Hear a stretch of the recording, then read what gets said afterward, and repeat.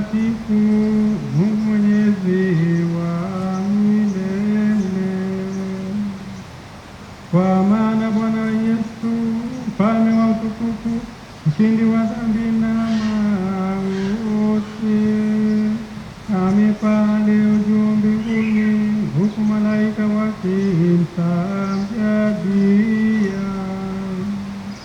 Mpatanishi kati ya Mungu na wanadamu, hakimu wa ulimwengu na Bwana wa majeshi, amepaa sio kwa kusudi la kuachana na unyonge wetu, bali ili sisi tulio viungo vyake tukae tukiamini kwamba tutamfuata huko alikotangulia, yeye aliye kichwa chetu na asili yetu.